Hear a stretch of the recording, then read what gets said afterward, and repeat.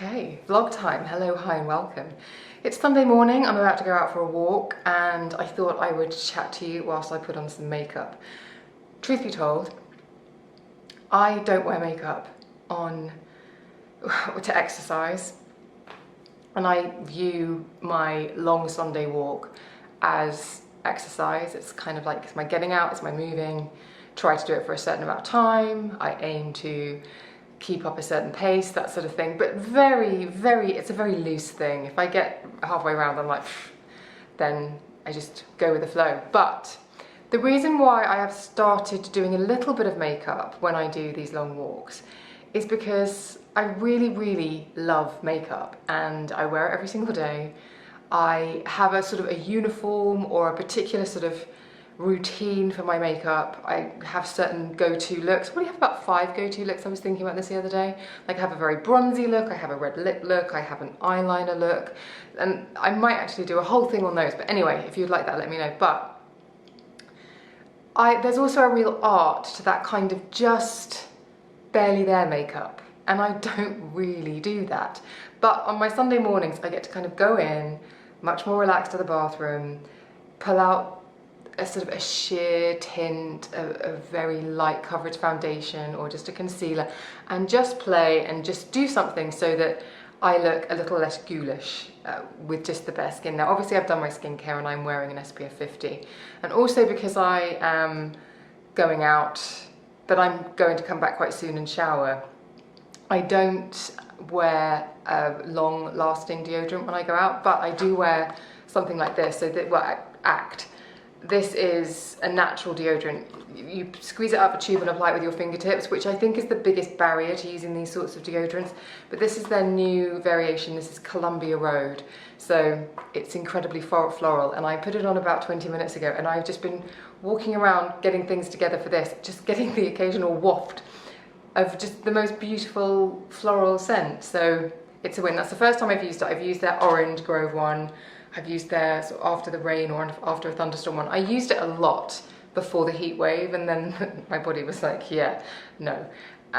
When the temperatures really soared, I absolutely needed to go back to my 48-hour deodorants. But because I know I'm going to be showering quite soon, I put something like that on because I still want some deodorizing benefits without the long wearingness. So I will use that later. Anyway, that's just one thing. So in addition to sort of doing the sheery sort of veil, just sort of catching up on the week, so the product that I'm using first for the base, which is going to be everything really, is Kind and Free by Rimmel. This is a moisturizing skin tint foundation. So this is right up my street because it's got enough pigment. I've used it once before. This is Golden Beige, by the way. I've used it once before, and these sorts of foundations, which it does have more pigment in it than you might think from something that says sheer tint, but I like to apply these with my fingertips. So I put a little bit on the tips of my fingers and then really work them into my fingers before I then just start to pat into the skin. And as you can see, that's a really good match. But because we're going for sort of non-ghoulish, it's just about placing it rather than just massaging it in all over. It's just about placing it where I need a little bit of help. And don't say everywhere, I know. Anyway, so this week has been really interesting because truthfully I've been feeling a bit run down probably for the last month. I've just got to the end of the week and I've just been like, that's it, and sort of face planted onto the bed and then had no energy for anything. And I've sort of been trying to push through it and go out and do things. And I just realised that my energy levels were not great. I didn't take a break over the summer really. So that can't have helped. And I think I did a podcast the other day, just putting a little bit more on, about stress timber and about how when we as adults come back from either summer holidays or from a little bit of a break over the summer, or there's just that general vibe of new school, back to school sort of energy, we can feel, that can feel quite stressful. Then all I do is get a clean brush, rub it into the tips of my fingers to pick up anything that didn't transfer. And then I've got a hair on me, but I cannot see it. Does that ever wind you up? So I'm like, I can't see it anyway. So I thought I had to push through it, but actually I realised this week that what I actually had to do was sort of relax on a few things. So, and this was so difficult, but I think actually a really healthy practice for me. I didn't work out this week. I haven't done any workouts.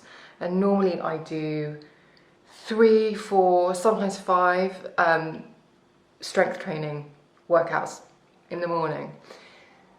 And I was realising a few weeks ago that if I did the strength training workouts in the morning, I then didn't really have anything left by the end of the afternoon. And I thought, well, maybe I just need to sort of ease off a bit and have a sort of calculated break. And it's been a little bit challenging, truthfully, because as somebody who struggles, I've got to think about the vocabulary I use with this, as somebody who has issues with weight, emotional ones, when I release from doing something like that, it can set off a chain reaction of panic of, if you don't work out for a week, that's going to be it. You're going to go back up. You're going to put 40 pounds back on. And I've just had to trust myself and just go, this is all about rest. And it means that I can come back and it'll be fine. And just sort of go, it'll be fine. Which actually isn't my default position on this. My default position on this is to actually panic and think, I should be working out harder. I'm tired, therefore I should work out more. So actually taking a week off from any type of strength training exercise, and as I say this to you, my weights are looking at me, my dumbbells and my kettlebells are looking at me like, yeah, we're ready for you next week, Emma. But it actually, I feel a lot better for having taken a break from the strength training. And I think it was purely because I was probably just sort of overdoing it. I've been trying to be really social. I've been going to lots more events. I used to do maybe 2 days up in London. I've been doing like 4, truthfully. So I think it had just all caught up and something just had to give in order for me to be able to sort of get back to some sort of equilibrium. And work obviously can't take that give. So it had to be the training. But I'm looking forward to getting stuck into it next week. But sort of it's that note of, it was quite difficult to make the decision to pause, and every day has felt there's been a sort of a bit of guilt about, oh, I should really work out, what's going to happen to my body, is this going to be the beginning of me getting lazy? Because that has been the pattern before of like being really diligent with working out and then not working out, and then 6 months later all the weight has gone back on. But I've done so much work. And if you listen to the podcast, you'll know about all of that work. I've done so much work that actually isn't a pattern that can repeat itself, because my mindset has completely changed. A lot of work has gone into changing my mindset, so that isn't the case. But just wanted to be honest about that, because I'm sure if I've experienced it, someone else has, that you almost don't want to let go. But it was really important to just go, do you know what, for this week, just let's, I didn't get up with my alarm. My alarm usually goes off at 6. So I got up at 7 every day this week, and I just had really enjoyed relaxed mornings, and nothing exploded. So that's a lesson to be learned. I'm just using some Kosas Clear Brow Gel. My brows are quite unruly, they also need a bit of a trim, and there are some rogue areas that need tweezing, but that's for another day. So yes, taking that break has been really good, so I'm really glad that I have done it. And it hasn't spiraled, it hasn't made food decisions change, it hasn't made food decisions change, nothing. It's just been it's important to take some rest this week. So that feels as though it's all coming from a very healthy place.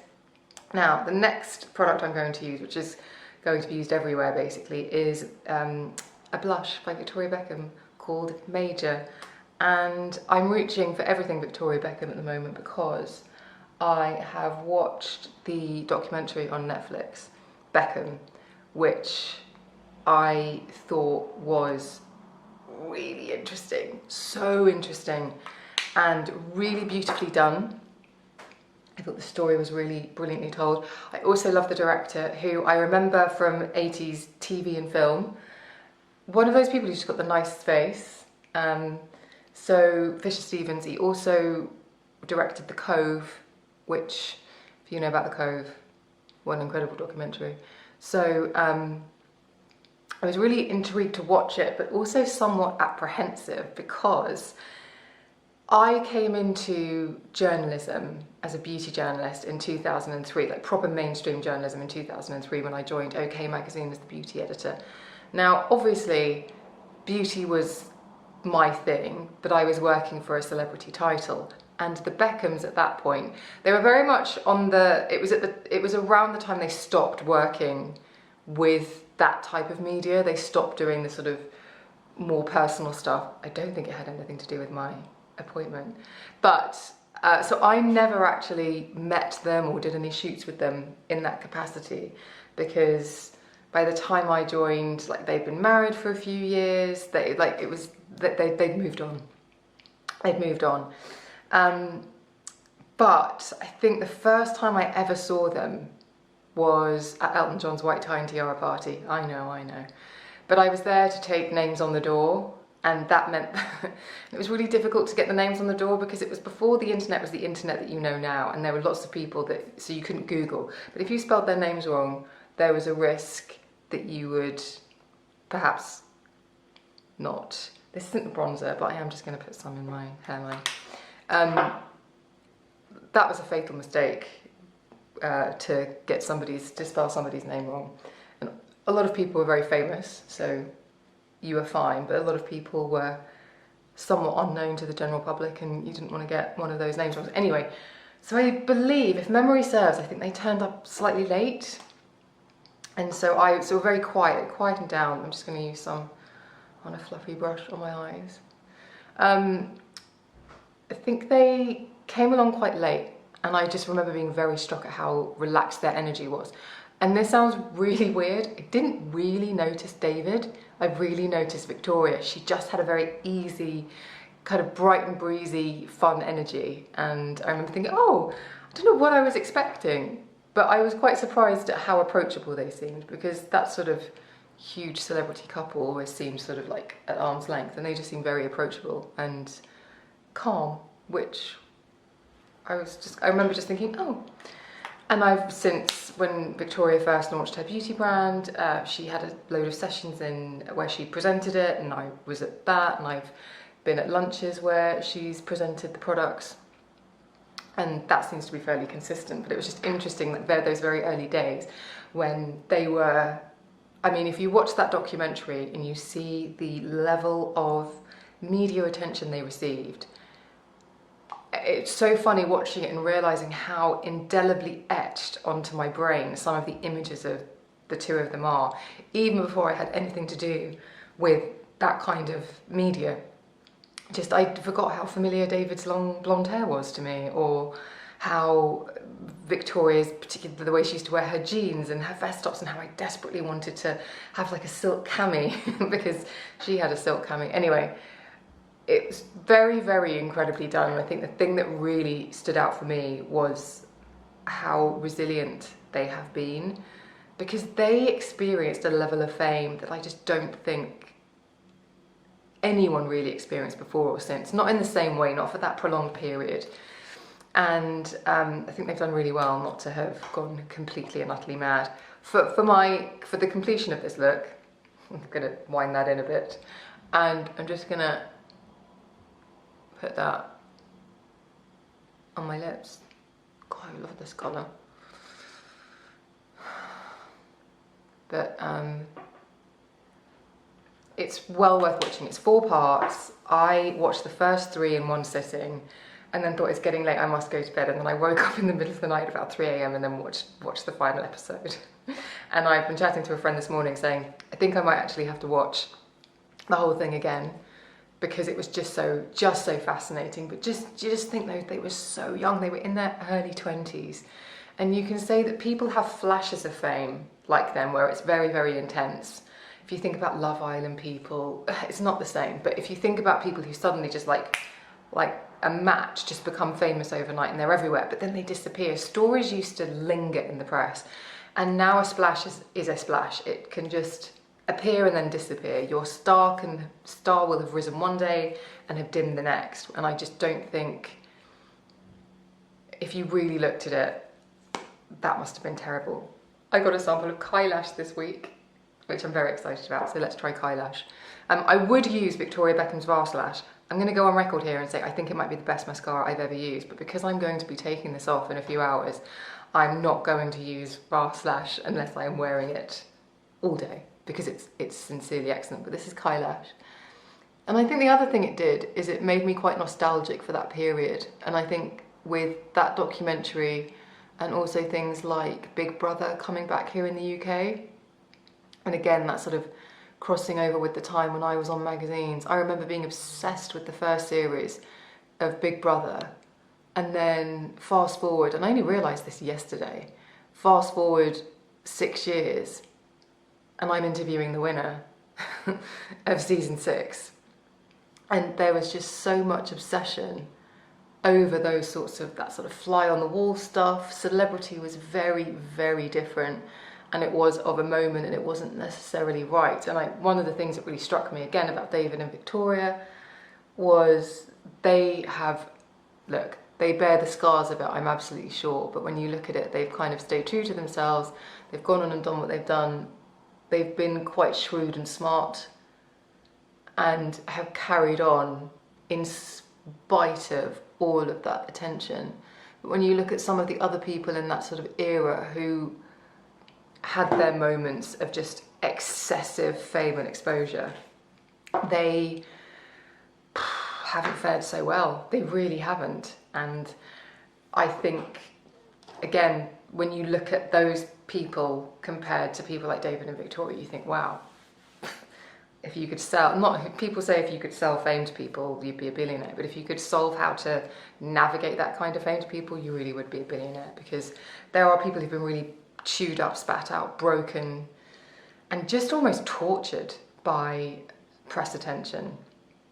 And again, at some point, I will probably have a long, hard think about my role in that. But again, I always felt like, because I did the beauty side of things, I never felt as though I participated in the really negative stuff, but you're still part of a cog in a machine, aren't you? I talked about that on my podcast episode with Dean Piper, who actually came on and talked about how he feels about having been the guy who broke all the exclusives and fell out with celebrities and took people down and that sort of thing. So that would be an interesting one to listen to if you fancy listening to a conversation with someone about that on the podcast. But I actually was talking to a friend yesterday saying, I wish there was more video footage of OK magazine, because I think it would make for a really interesting documentary now.